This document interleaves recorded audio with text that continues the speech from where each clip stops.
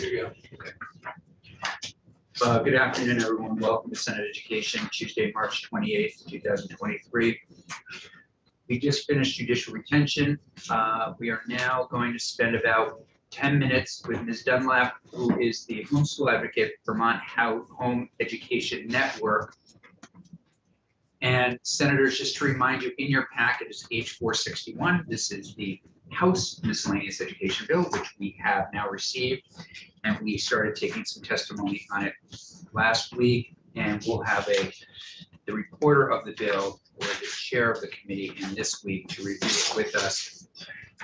Ms. Dunlap, thanks for joining us. I know that there is a section in here that was recommended by the Agency of Education that they were interested in. I believe it starts section 5, which is the home study program. Again, correct me if I'm wrong.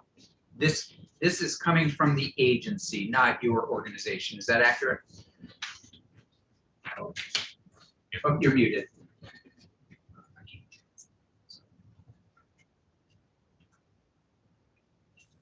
There we are. That is correct. It is from the Agency of Education. And homeschoolers were aware of the language. They had some language a year ago, which was homeschoolers have seen. This is a much better version. It's just cleaner. And yeah, we're coming alongside of them. I've been working with them, and homeschoolers by and large do support the language.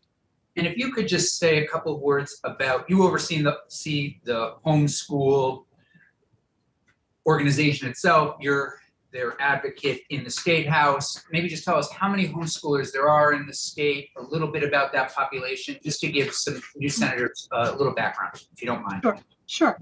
The information I submitted has a chart there to show you how many kids have been homeschooled every year since 1981. I believe I'm the only one that has the complete record. I've just collected it over the decades. And currently there's probably 3,200 kids enrolled in home study.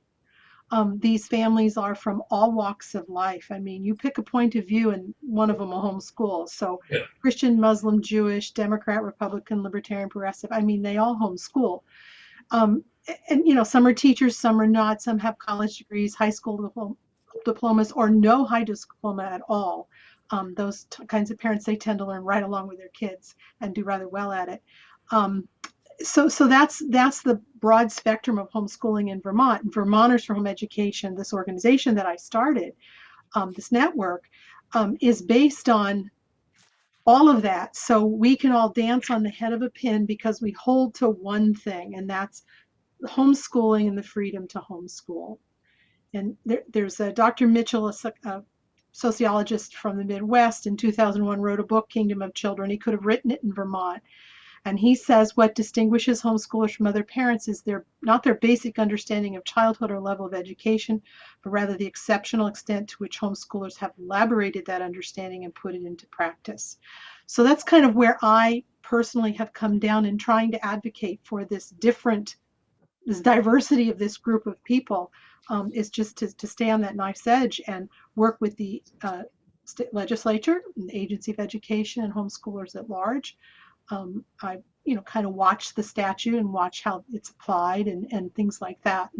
And I am now a retired homeschooling mom. I've been doing this for 25 years, and I know the whole 40-year history of 166B. I like to make sure people know I am not a lawyer, but there's one law I know, and that's this one. I know its legislative intent. I've done all that research. So that's kind of who I am and who homeschoolers are. I homeschooled on purpose. It was my first choice. I didn't go anywhere else. So, back then, that's what most people homeschooled on purpose. Now, sometimes people are homeschooling as a second choice. And their reasons are different because the institutional setting isn't working for their child, or they just want to try something different, or there's some bullying in the school and their child needs a break. Some families only homeschool for a year, and then they go back to an institutional school. And from my point of view, an institutional school is an independent or a public school. To me, they're the same, institutionalized. I'm kind of from the 60s and 70s where I did everything organically. And so raising my kids was just organic for me. So that's kind of who the homeschooling movement is in Vermont. Any questions on that for Ms. Dunlap? Okay, thank you. And then you have minor changes for clarity to the House Education miscellaneous bill? Yes, I do. I do. And the first three, and they're on page 2 of the Yes. paper I handed you. Anyway, the first three I heard from the General Counsel, Emily Simmons, earlier today, that they support the first three. The way this language is written is there is a notice of intent, and parents have to fill it out with all that, directory information for the student, and they do that document once. And so I said one with the word annual moved out because it's not intended to be that. Because if you go down to section K, there's also an annual notice. And that notice is to let the agency know that this child will continue to be homeschooled.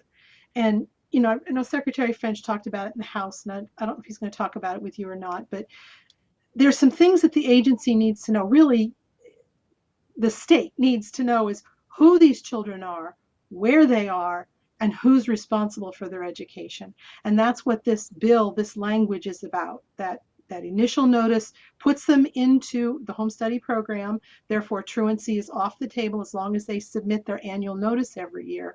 Because with the current statute, you can submit your paperwork and end up being technically truant because the state has not gotten around to doing their homework with the language before, with your enrollment notice before the school year starts. So that's been a 40-year problem. So that kind of takes care of this. And homeschoolers wanted it clear that administering a standardized test is one of the options for assessment, and that it be administered how the testing companies all have their rules and policies to how these tests are to be handled.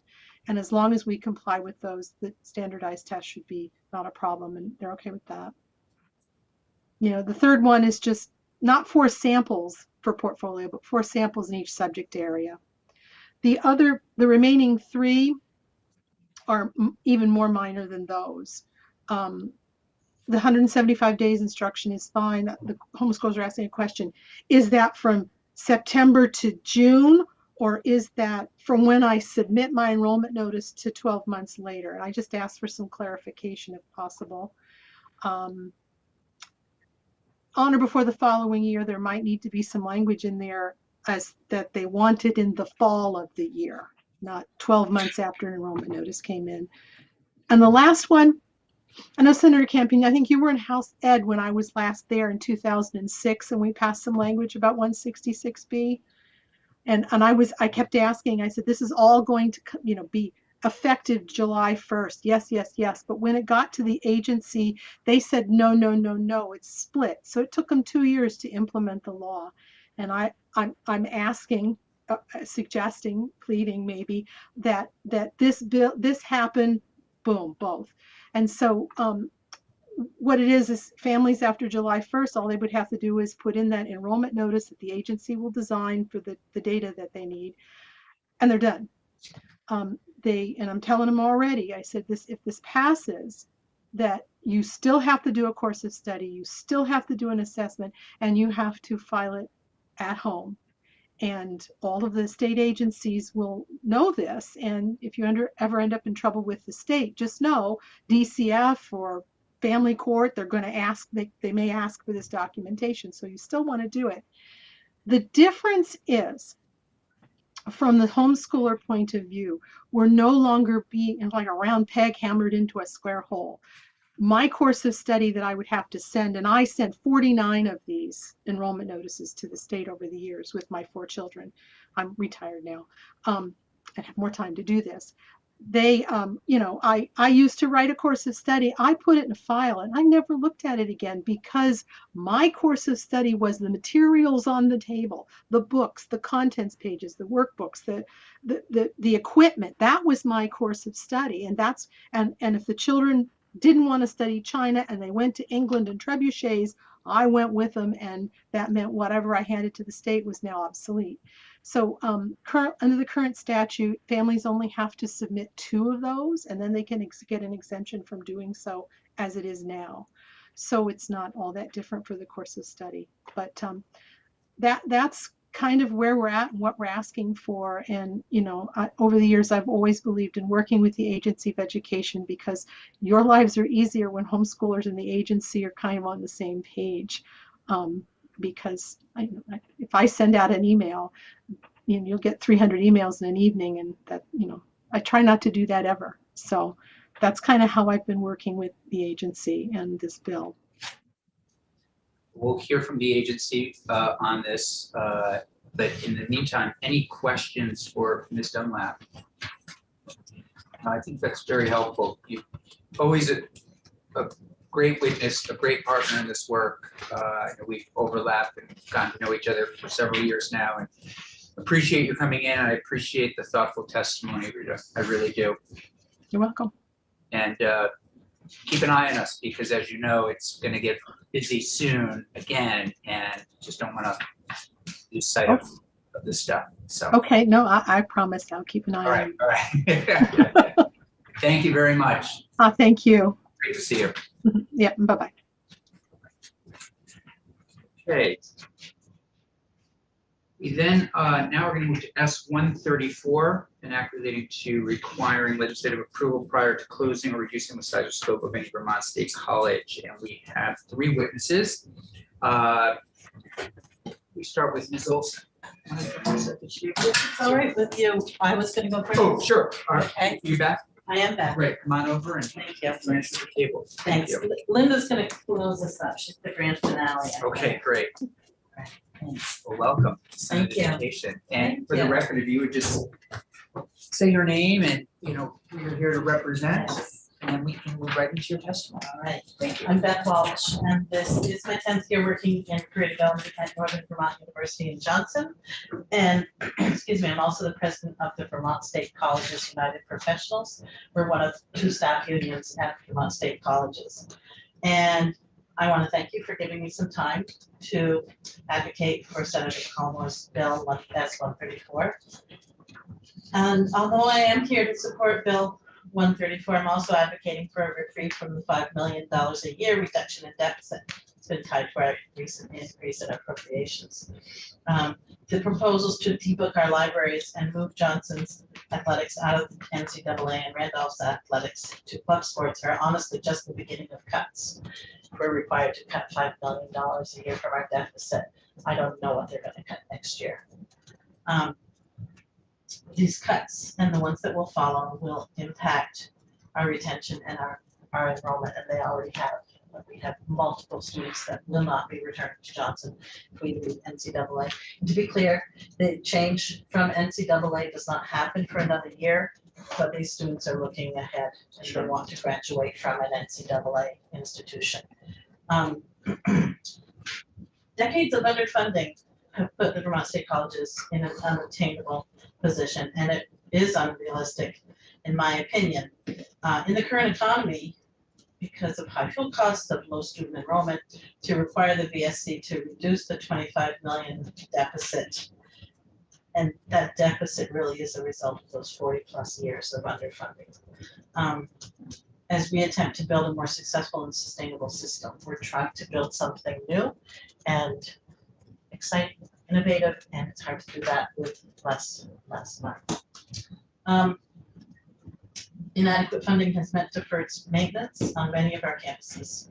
Faculty and staffing lost through attrition, and the constant struggle to support our campuses and our students. When somebody leaves their position and that position isn't filled, the rest of us, it's funny, on a college campus, the people who work there, we care a lot about our students and our institution and our communities, and we tend to say, but it has to be done. So we do it, and we work way too many hours to do it, even though the administration has determined that that position is not important enough to fill. And as I'm sure you know, Vermont does a really great job graduating our young people from high school.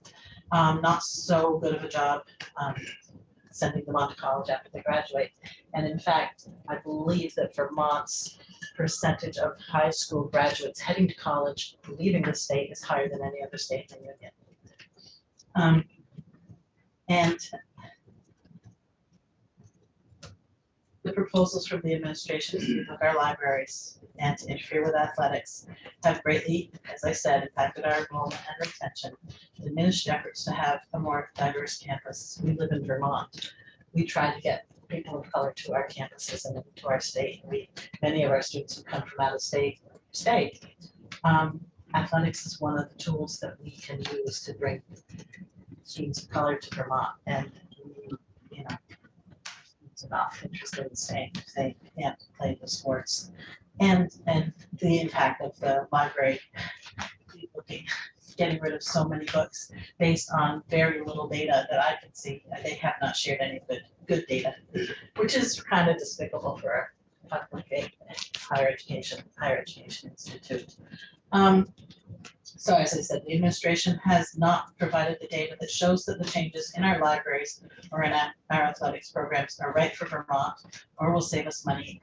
And both of these changes are destroying our reputation and disseminating our ability to bring more students to our campuses. I don't believe that Vermont should be a national leader in libraries without books. And I think if Vermont legislators want affordable, high quality public higher education that is available to all Vermont students, and I think you do, that we should support Bill S-134 and remove the chokehold that the continued requirement to reduce the deficit by $5 million a year for 5 years has put on our ability to become strong and sustainable and serve the students of Vermont. Any questions for Any me? questions for Ms. Walsh at this time? Thank you. Thank you. Mr. Garcia. Yes, thank you. Hi, I'm Preston Garcia. I'm professor of biology, biology program coordinator, and faculty assembly president at Castleton University. So thank you for your time, letting me speak for your committee. I'm here, one, because I have a deep love, actually, of Castleton, our students, our alumni, our staff, our faculty, and our on-campus deans. I fear that the entire library debate has been infused with a lack of candor. The main reason I'm here to speak in support of S-134 is that members of this legislative body, members of the press, and everyone associated with the Vermont State College system are being fed information that obscures the truth. Everyone from the BSC Central Administration who has claimed that the decision to make the libraries go, quote, all digital was a data-driven decision is not providing complete factual information. There was no evident budget analysis, circulation analysis, or future projections for either. Each campus, Castleton, Johnson, Linden, Randolph, we all have a faculty assembly, and each faculty assembly has an elected leader. I'm that person at Castleton.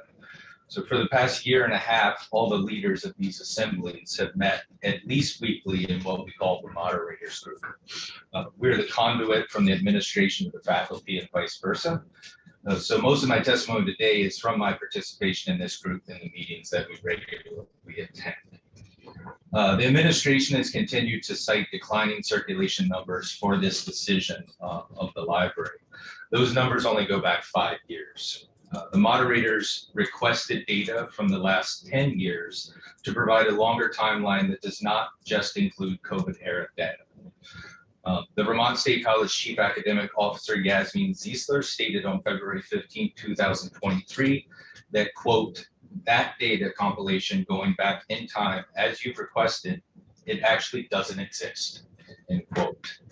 So I asked how a decision of this magnitude can be made without informed data. They are on record indicating this data does not exist.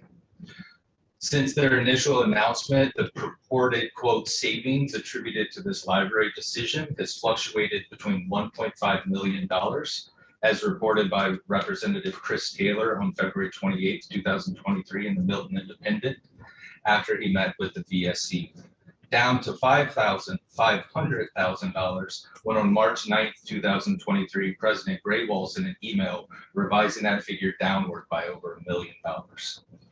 On March 6, 2023, the moderators group asked for budget data from the Vermont State University Provost Nolan Atkins, so we could actually see how and why this decision was made. 5 days later, on March 11th, we received 2 solitary rows of numbers without any background information. We again requested the raw budget data since this had not been provided. 9 days passed and Provost Atkins shared new numbers with us and stated, and I quote, "This data has been provided by the Office of the Chancellor as the library is now a shared service with CCB," end quote. This time we were provided with 6 solitary rows of numbers, again with no explanation. As of this meeting, it's been 18 days and the administration can only provide meaningless digits on a Word document. As a scientist, I can't call this data because there's no underlying information to show where and how these numbers were obtained. We have been informed by the Chancellor's office that no minutes or other formal records exist for the meeting in November 2022 in which the library decision was made, and the Chancellor's office has declined thus far to provide any related emails. The take-home message from this is that when this decision was made by the Chancellor's office and President Graywell's cabinet, they did not have financial data to back up this decision, even though that's what they claim. When this was presented to the Board of Trustees for approval, they did not provide the Board of Trustees with financial data. Yet somehow the Board of Trustees approved this plan. The Board of Trustees, the Chancellor's office, and the Vermont State University administration are obscuring the truth and failing to uphold their fiscal responsibility with taxpayer funds. Even if that $500,000 figure were true, that's only 2% of the $25 million that the system has been asked to reduce in the 5 years of system transformation. Since there's also not been a figure presented that explains how much all of these digital subscriptions will cost and the ongoing increase in costs each year, that savings is likely to be substantially lower. Slashing such a student-facing heart of higher education item is not the right strategy. The exponential increase in costs associated with the Chancellor's office is where those cuts can be made. Using publicly available Vermont State College employee census data provided by the Chancellor's office from 2012 to 2023, the total Chancellor's office salary budget grew by 287%, an increase of $5.8 million in that office alone. The Chancellor's salary grew by 18.6%, the Chief Financial Officer salary by 31.4%, all while the total full-time faculty salary budget was cut by 15%, a decrease of $2.5 million, resulting in cutting over 25% of faculty. Between 2014 and 2023, the number of faculty in the system decreased by over 34, while the number of non-faculty employees increased by 172. The reduction in faculty numbers was presumably due to reduced enrollments, but why did we need to increase the number of non-faculty employees by this magnitude while student enrollment was declining? Lastly, the quote revised plan that you all have likely seen would only keep 7,000 volumes out of the current 300,000 volumes in the library. That's only 2.3% of the current volumes available. That figure is intentionally not printed anywhere, but was verbally explained to the moderators in a meeting by President Graywell. So our taxpayer dollars being well spent disposing of 293,000 books worth millions of dollars on this gamble by the Vermont State College system. The Board of Trustees has published a letter recently claiming that we, the faculty and staff, are fearful of change. We're not afraid of data-driven decisions. We're afraid of leaders who make decisions in a vacuum without valid and meaningful data, which will ultimately lead to a failed future for all Vermonters. Lastly, I just want to share this article with you regarding a legal decision this week in a case involving book publishers who sued a digital lending archive, where the decision was in favor of the publisher. The world of digital lending is still fraught with legal challenges. What has never been in doubt is that when you own a physical book and lend out a physical book, the ownership and lending rights are clear. So I thank you for your time and happy to answer any questions you might have. Thank you. Thank you for being here today and sharing that with us. I am a former librarian, so I do want to engage on this topic. Sure. I think we all want to know at least I do, Sure. the circulation numbers. Yes. That seems the key data point to Yes. this discussion. So the librarians would have that data. Yes. From my experience, it's pretty easy to get, actually. Yes. Going back probably decades. So is there a way that we can receive that data from the librarians? You can. So they have shared some raw circulation data with us. One of the issues, as I understand it, is that they've changed the circulation software a few years ago, and they have lost some of that data. But what I will say is the raw data we have received, we have sent it out to all of the librarians at each of the campuses currently. And their interpretation of the data is not the interpretation that the chancellor's office and administration is pushing out to the press. So there is a very big disconnect. I can't read the data like the librarians can. They're not interpreting the data the same way. Obviously, I side with the librarians, but I can definitely get you that data that we have been given from the chancellor's office. Happy to do it. So let me know. And I don't know if that answers your question. That's about all I can. Yeah, no, thank you. Yeah, happy to share what we've been given. Okay. Yeah. Interesting. But to Senator Grulick's point, not just data, but if the librarians can kind of give us some analysis, don't just give us a list of numbers, Yes. give us, what, their analysis of trend, and that'd be very helpful, because, data alone isn't going to cut this. Yes, thank you. Yes, Joan Richmond Hall, who is the leader at Vermont Tech. She is wonderful. I'll say on camera here so she knows.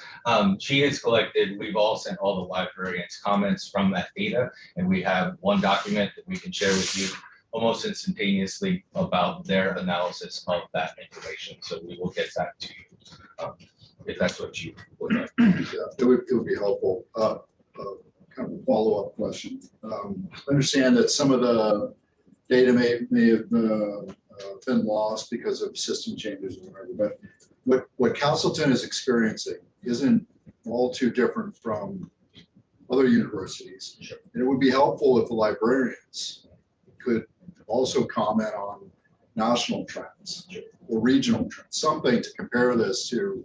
Okay, we understand that it's changing over time, but not catastrophic enough to prompt such a dramatic change in system concept for the library.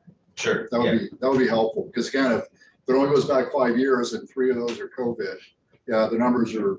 But my other thought was that the numbers from whatever 2019 showed some trends, some indications that were that may have prompted the president's office or others to reach, rather dire conclusions. That would be helpful to understand too. Sure. We just don't, as a non-librarian, don't have that insight. Sure. That would be helpful. Yeah, no. Can I just ask a procedural question? How should I share it with the committee, with the man in charge over there? Mr. Ross. Okay, yes, I will get up with you to get all that The information. man in charge. Yeah. We chatted earlier, so I can tell. Yeah, you can tell the Yeah. Senator Hashim. Thanks. So thanks for your testimony. So I have a comment, then a question. I really like giving people or entities the benefit of the doubt, and but over the past couple of weeks or so, my doubt has been increasing. And for me at least, the biggest concern has to do with transparency and candor, as you alluded to at the beginning of your testimony. Last week I asked for data regarding how much it's going to cost to switch over to this new system. Still haven't received that. I'm happy to give folks more time, but and then, but at the beginning of this whole process, when this first came out, I asked also for, where and how we can learn about the financials for the institution, so that we can compare and contrast numbers. I still haven't seen that. And, the percentages that you described regarding the increase and decrease of wages, those are the first real specific numbers that I've heard, but can you share with me where you received that data? So, I mean, as a biologist, I'm sure you know, I want to look at the source material. I believe you, but Yes, also no, like to look at the totally, and I understand, and I should say I don't take credit for this. I'm not taking the blame. No, this was obtained by some other faculty, Carl Brennan at BTC, as well as Helen Mango at Castleton. And they tried to get this data themselves, like I said, from the publicly available BSC employee census data. So that is published, and we can get you the raw data for that we've had. We've tried to put this together because they have not shared that data. And Linda will also talk about, not to preempt what she will say, but they're supposed to be putting out a source book yearly with this data that they have not published since 2020. Okay. So we have had to put this data together ourselves. And yes, seeing this in person in front of the committee, I believe it all to be completely true, but we've had to source it ourselves because they have not provided that for us. Okay. So yes, I'm happy to get Yeah, that for and you. any Yes. source material would be Yeah, sure. great. And I guess I'll also ask you, do you happen to know, I feel like it should be public, but do you happen to know where the financial information is located, just generally, or? No, I don't. And not to get off topic, but even in the board meetings, when they present the board with financial data, it is the most scratch surface level data with no underlying data behind it. They say, here's this number, and everyone claps. And then that's all we ever see. I mean, we faculty, staff asked, just like you have asked, for data during all of this, financials going back years, all this stuff. We never get it. So we have to dig ourselves to try and find out this information, even though, yeah, it should be completely public. Yeah. As a taxpayer funded institution. So I would agree, and I think, you know, like I said, I'd like to give people the benefit of the doubt, and I'm still gonna keep doing that, but it's making me a little uncomfortable as to the lack of transparency regarding the data and the financials that we've asked for that we still haven't gotten. And hopefully Catherine Levasseur is watching this and she can help facilitate that, because yes, you did ask for that. So I appreciate you reminding us again. Senator Weeks. So to kind of follow on a conversation yesterday at Sure. California University, we had a legislative breakfast, and the testimonies from last week. You know, library services, or I should say university curriculums are admittedly now heavily digitally based. Sure. So question to you specifically, I assume you've got a course, you're in the middle of a course now, or you teach a couple courses during, you know, semesters. Yep. In your syllabus, how much of that is you know, digital, where you're giving the students a link? Sure. Versus tasking them to go to the library to, and you know, you don't necessarily have to answer it, but the point is that amongst all of your colleagues, sure, there must be recognition that things are changing, and you know how far that needle's moved versus you know, hard copy versus soft copy. And I'm just wondering if you can just at least comment on the recognition that things have changed. oh yeah, of course. I mean, I have no doubt that all libraries will increase their digital resources, including ours. And I think I share the same view that I'm not opposed to increasing our digital resources, but it's not a zero-sum game that they have to get rid of the tangible materials we have. I'm certain our 300,000 volumes can be reduced. I'm certain they can. There are certainly books that are not being utilized, but they haven't made that evaluation yet. They keep talking about how they will speak with faculty about what should remain. We have about a month left and we have not had any conversation yet. So once we leave for commencement, they're going to start chucking books in a trash can and we won't be there to stop it. That's what we're worried about. Yes, I use a lot of digital resources as a scientist. My students do too. The problem is we don't have the digital resources now to do what we need to do because of how expensive the subscriptions are for journals like Nature or Science. We have a 6-month embargo on new materials. So we don't even have the funds for that now. And so they have not shared any data about how much it's going to cost to do that across the board. I'll admit that most of the actual physical material books are in my first or second year courses when we're trying to teach students how to actually evaluate information. So they need to go there and physically look for materials. And then the librarians create these course modules for us within our class. And they come up with a sort of web page for them, showing them what materials are available, how to find them in our library for our specific class. So again, that comes to needing the librarian's expertise to actually show them the information that's available and the best way to use it. So no, I am not saying that I go in there and dust off an old copy of every book in the library, but you can't go all one way or the other. We need digital resources, but we also need the materials that are in there. And I just think this is a drastic measure in the wrong direction. You know, just personally, if they did this over 5 years and then showed us as we increase the digital resources and people stopped using the books in there, then you could see the argument and you could see the data. But in one fell swoop to send an email to the entire Vermont State College system, I heard about it just like everybody else on email. So just not the way to go.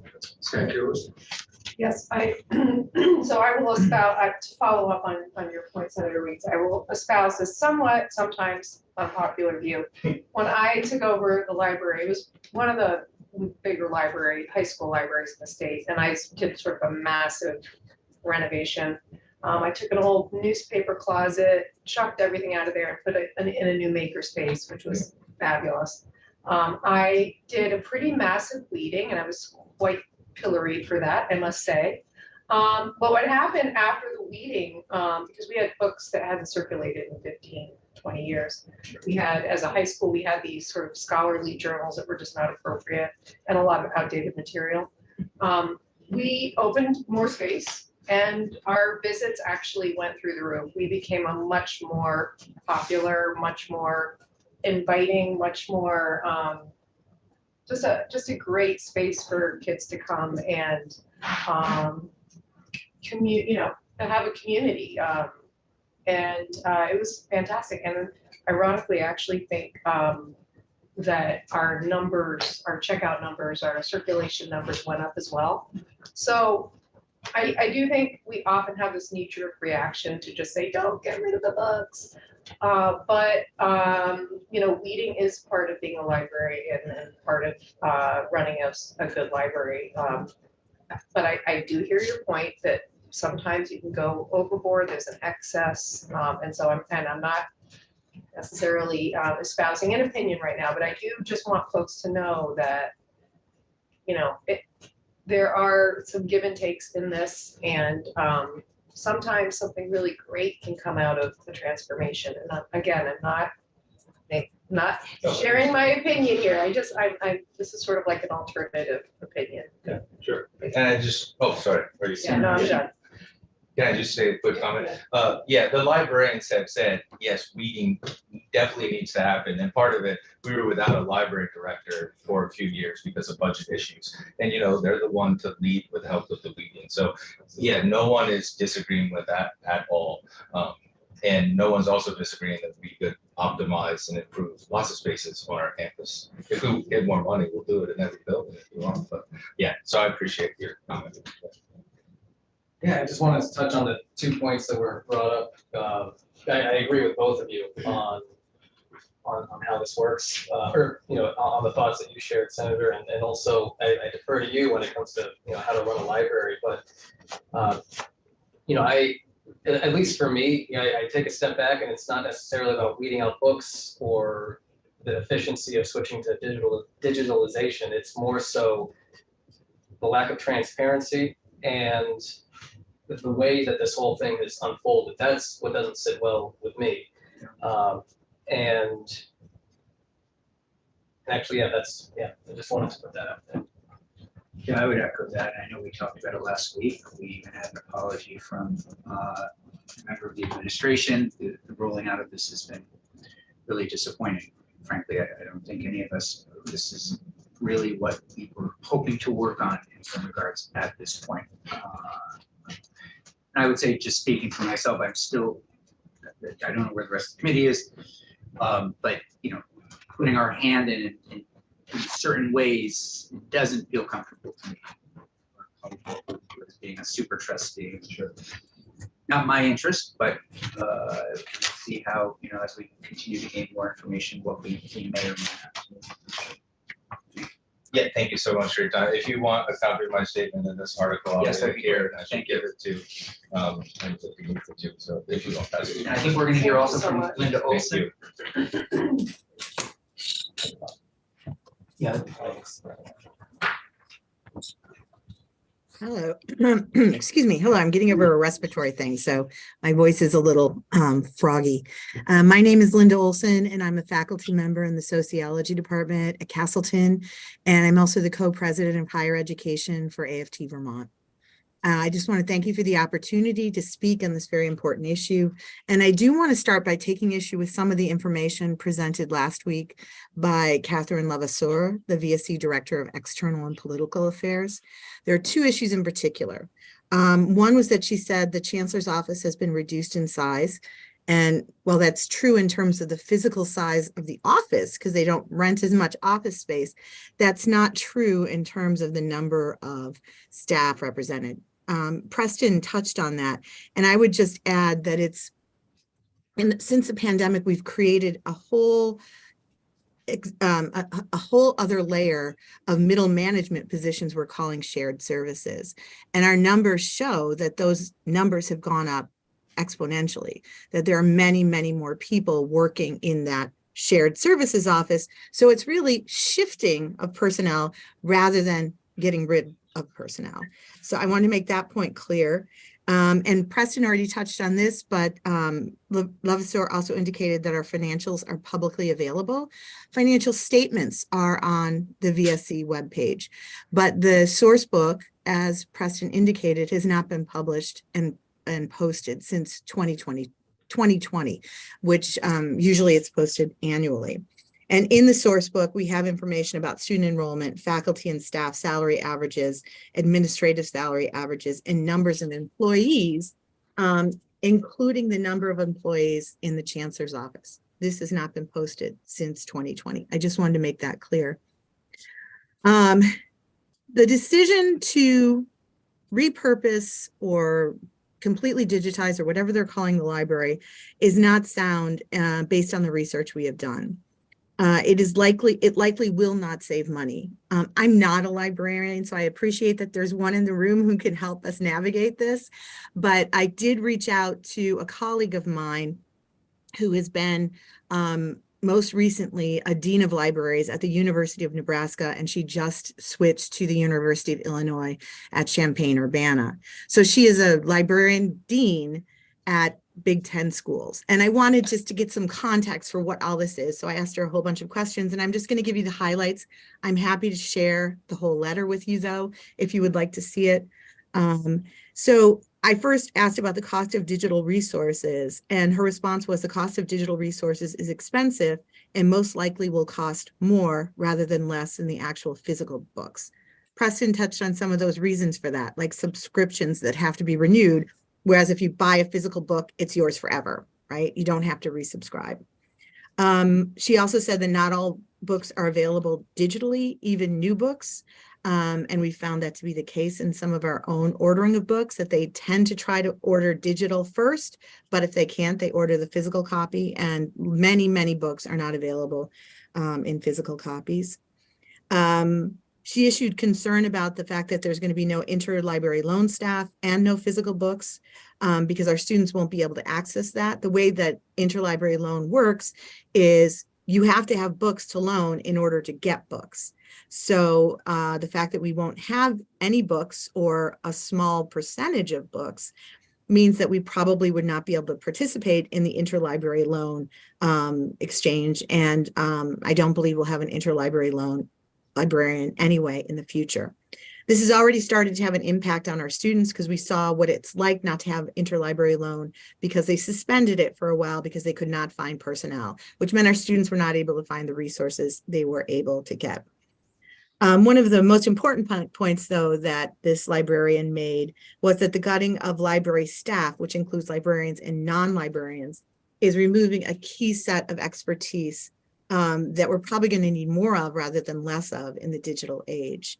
In addition to all the stuff I mentioned above, her contention was that we're looking at a scary world where intentional misinformation and sometimes benignly intended but AI-driven content generation are going to make life harder and harder to distinguish truth from reality. So her belief is that we should have more experts available rather than less. And it's concerning that we are laying off these experts. I also asked AFT National to do some research for us, and they used IPEDS data to do this research. IPEDS data is integrated post-secondary education data. And this was also the data that was used to justify the change in the library by the administration as well. It's national data that all schools that get any federal funding are required to report. Of the 1,911 public institutions in the country. So I was concerned whether this was common practice in public residential, because it didn't seem like it was to me. Of the 1,911 public institutions in the country, only 21 have an entirely digital library. Of those 21 public colleges, all but one are online institutions. That means there's only one public residential college that has a completely online digital library. I think the model is much more in line with online institutions that are private, for-profit institutions, not public institutions that are residential. And I think that the decision to make this change will not serve our students well. Remember, we have, most of our students are first-generation college students.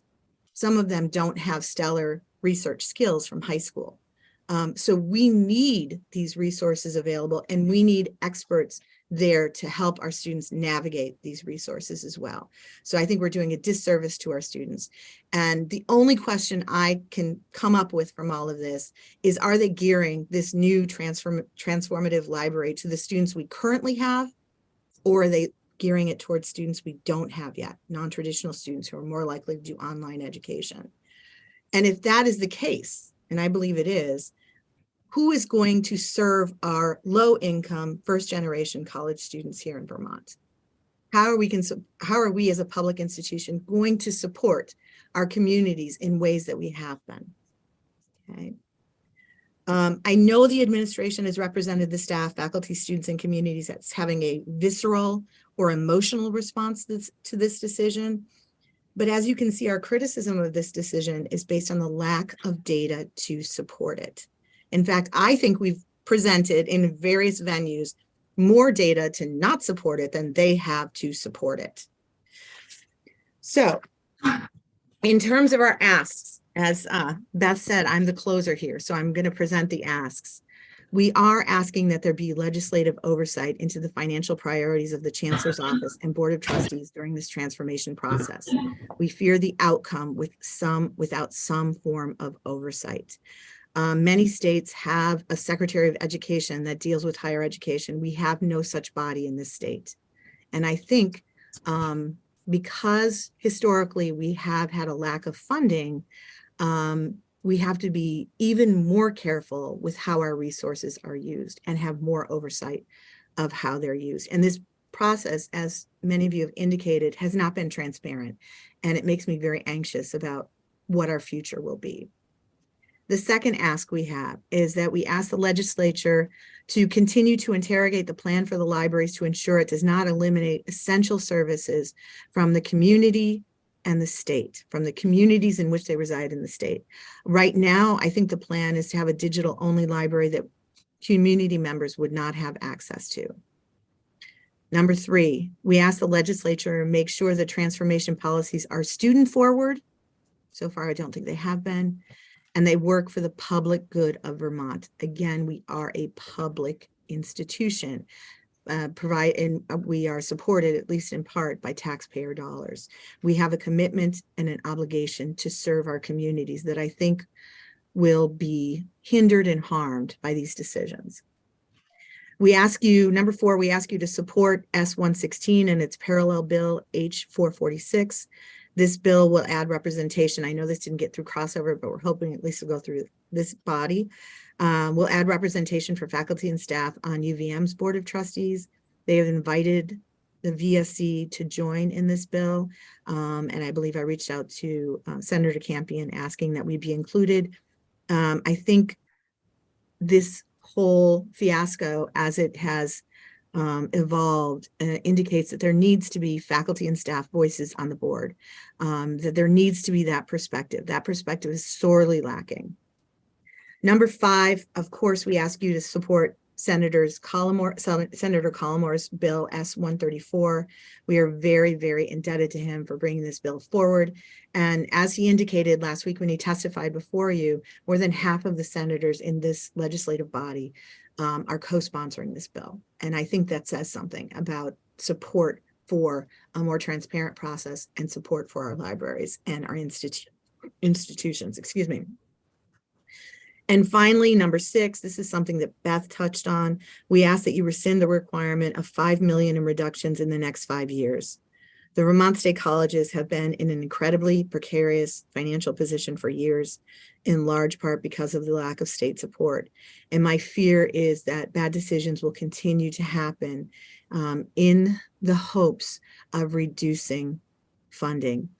As Preston indicated, the cuts have already been made in the faculty and staff on the campuses. Those cuts have been made. There's nothing left.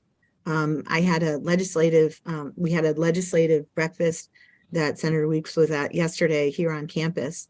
And I gave the example of we now only have one administrative assistant to do the work of all of the full and part-time faculty on our campus at Castleton. And that is happening at each of the colleges. Okay, so we're being asked to do more and more because we have fewer and fewer people. And that is a disservice to our students. And it also is a pretty unhealthy environment in which to work. So thank you for this opportunity. I welcome any questions. Any questions for Ms. Olson at this point? Or either of our other 2 witnesses? Senator, I guess kind of a curiosity question. This goes back to librarians, and I may pick this up directly with those folks. Is, what depth of digital subscriptions does the university or the college system have now versus what they would need to support 100% digital environment? Because maybe, again, I don't know the numbers, but maybe the subscription services are in place, and now they're just interested in cutting manpower and books because they feel that the subscriptions are strong enough. Again, I don't know, but I'm going to pick this up with the librarians. Yeah, the librarians can best answer that, certainly, Senator, more than I can. But I do know that we've been asked not to order subscriptions that we've had available in the past, that there was even a 6-month moratorium on ordering subscriptions to save money. So I do not think that our digital offerings are up to snuff, especially if we remove the physical books. And I'm sure that that will be confirmed in much more detail and much more eloquently by our librarians. Good. Thank you. Mm-hmm. Yeah, anything else? Ms. Olson, thank you for joining us. Mm-hmm. Appreciate it. Sure. Professor Olson, as well as Professor Garcia, and is it Ms. Walsh? All right. Thank you all for joining us. We appreciate it. Committee, so I think the chairs meetings and a couple of other meetings starting soon. So if we're going to put this on the agenda later this week, just give people an opportunity to think about what they want to do. I know we did just email Catherine Weber Sarah and copied you. Yeah. We have financial information, digging with library, touch base with anybody that you would like to have a committee discussion later this week. I just wanted to highlight one thing. So following the legislative breakfast at the university, we had a sheriff meeting that included President Greenwald, which was all of CURAD. I'm not exactly sure what it means, but it was business. It was the Economic Development Group from Rutland County, the legislators, senators, et cetera, some business leaders. But President Greenwald gave an overview. You may want to, because it's been a while, may consider hearing the most recent update from him. Exactly. Okay. We benefited from that yesterday with the, obviously, committee. Just helpful. Very helpful. Yeah. Somewhat. Yeah. Helpful in that that's his position. Yeah. Right? Right. Okay, anything else? Okay, I know everybody has different